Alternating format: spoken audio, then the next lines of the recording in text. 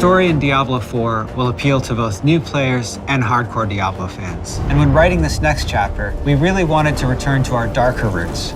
Sanctuary is in a very interesting state right now. It's 50 years after Reaper of Souls from Diablo 3, where half of the population was exterminated by an archangel. The world has seen quite a bit of changes, quite a bit of scarring from its wounds that have not totally healed. In these years of death and decimation, power vacuums have opened up and been filled by various factions you'll actually get to interact with in Diablo 4. Heroes of the past that we've known and loved have long since faded into memory, as well as an iconic order known as the Haradrim. The world is a bit broken and wounded, and it's in this fragile state that Inarius and Lilith return, and they are the makers of Sanctuary, and their return may not mean the best for humanity. Before Sanctuary was created, the heavens and the hells were battling each other in a non-stop war. Our Sanctuary was created by disenfranchised rebel angels and demons that wanted out. They didn't want to be a part of this never-ending war because there was literally no point. Two of those people were Inarius and Lilith. Lilith is a demon and Inarius is an angel. They were part of the eternal conflict between heaven and hell, in which they were constantly fighting with each other. When Lilith captured Inarius, she was ready to torture him, but when she learned that they're of like mind, she became his partner in crime.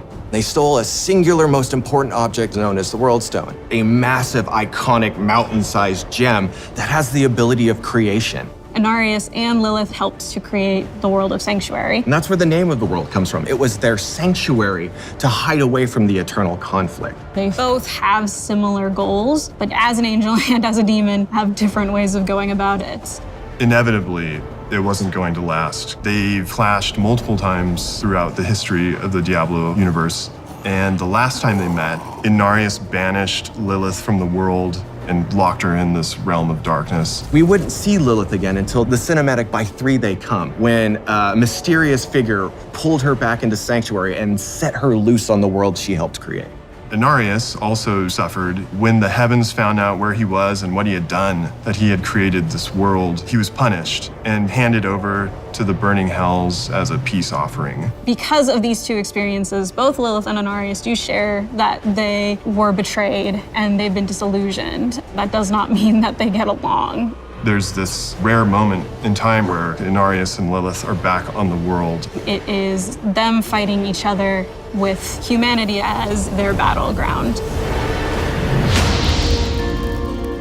When the story of Diablo 4 begins, this wanderer is trudging through the snowstorm in a place called the Fractured Peaks. Really, they're just looking for some shelter. The player character in Diablo 4 is whoever the player wants to be. Are they running from something? Are they running to something? What kind of a person are they? We leave that up to them to decide. They are seeking refuge from this blistering cold that saturates everything within the Fractured Peaks. They find a cave, and it is that moment where they're pulled into the bigger events of Sanctuary, these monumental moments that will be taking place that will shape and shake the world.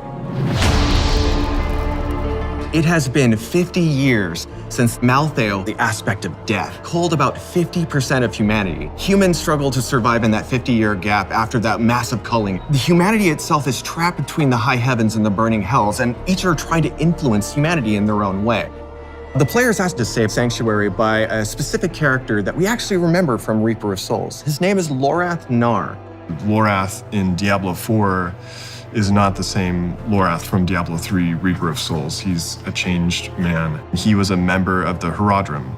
And the Haradrim is this secretive order of scholars and mages who protect the world from demons and other supernatural threats. Lorath is much older and weathered from the things that he's seen. He is struggling with who he is with the Haradrim and even without the Haradrim. When Lorath learns of the player's interactions with a being that he remembers very well, he pulls him into this mission to stop Lilith. They will need to try to figure out a way to survive in the world of Sanctuary in all of its turmoil since Lilith has come back. We have a lot of new characters that you'll be experiencing in the world of Sanctuary. One of them is Prava. She leads the Cathedral of Light. The Cathedral of Light is a militaristic faction led by Inarius. Inarius is the ultimate supreme leader, but she handles the day-to-day. She acts as a bridge between Inarius and the other followers of the Cathedral of Light.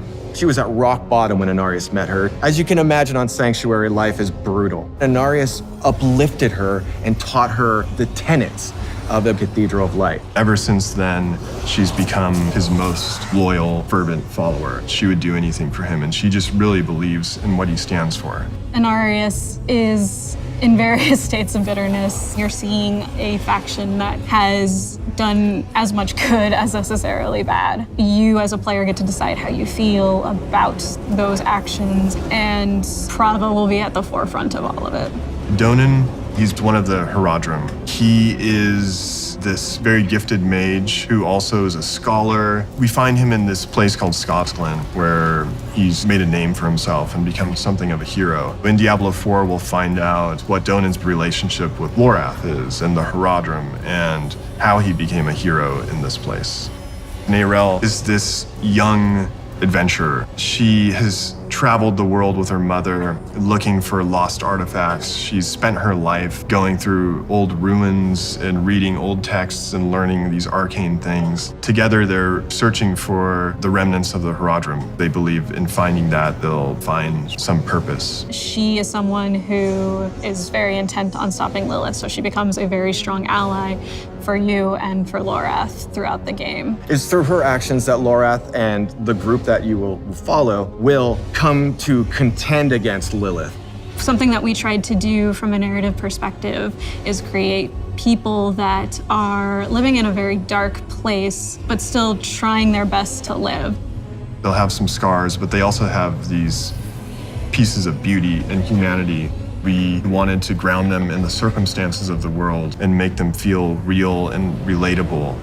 With Diablo 4, you're very much watching a tragedy unfold. It's definitely a story that we wanted to create around people, not just the apocalyptic elements that surround the story. And that's something that we really sought to bring to you as a part of the Diablo narrative. Lilith is free, she has some followers, and she's back on her old business. She's gonna corrupt us or try to turn us to her side for her own ends. The story of Lilith and Inarius is the darkest story we've ever told, and it expands the mythos of Sanctuary and the lore of the series like never before.